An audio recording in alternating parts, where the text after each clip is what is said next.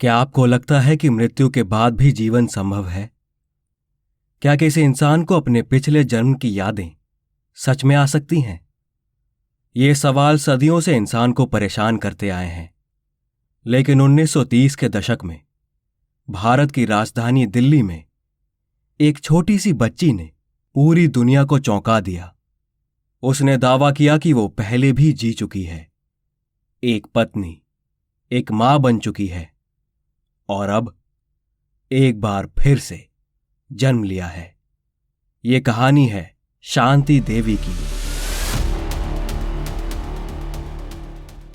शांति देवी का जन्म 11 दिसंबर 1926 में दिल्ली के दरियागंज इलाके में हुआ था। वो एक साधारण सी बच्ची थी, लेकिन जब वो करीब 4 साल की हुई तो उसने कुछ अजीब बातें कहनी शुरू कर दी। वो अक्सर अपनी मां से कहती, मैं यहां की नहीं हूं, मेरा असली घर मथुरा में है, मेरा नाम शांति नहीं लुगदी देवी है।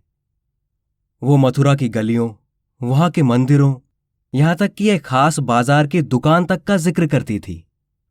शुरुआत में माता पिता ने सोचा बच्ची कल्पना कर रही होगी, लेकिन धीरे धीरे उसकी बातों में इतना विस्तार और सच्चाई आने लगी कि परिवार भी चौंक गया।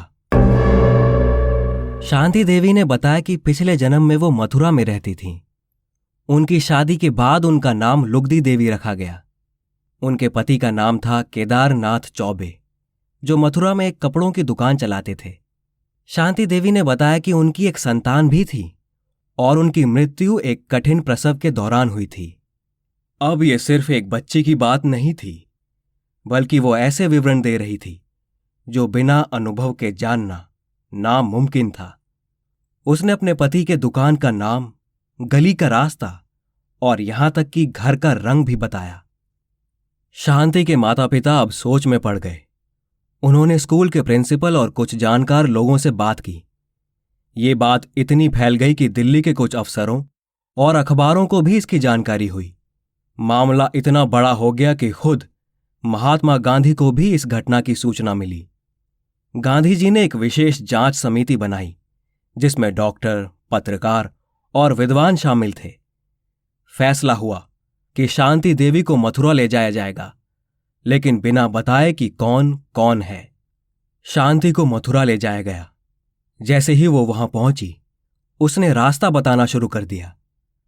इस गली से दाहिने मुड़िए, ये मंदिर मेरी शादी के समय देखा था, यहां मेरी सास रहती थी। वो उस घर तक पहुंच गई जहां लुगदी देवी नाम की एक महिला की मौत हुई थी।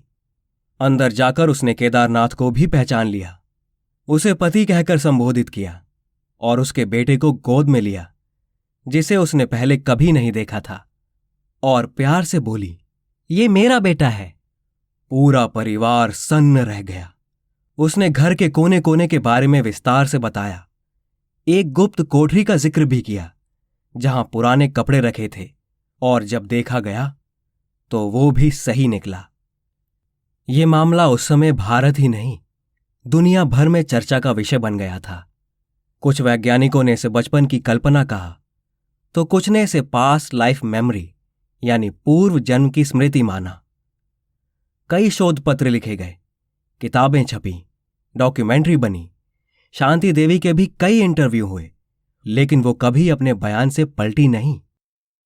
उनका जीवन भी बाद में सामान्य रहा और वो कभी ये भूल नहीं सकी कि वो पहले भी जी चुकी हैं।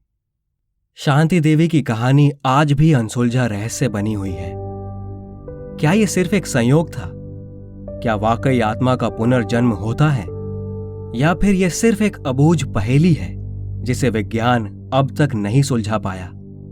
शांति देवी की यादें आज भी हमें सवाल पूछने पर मजबूर करती हैं। मौत क्या सचमुच अंत है, या बस एक नई शुरुआत?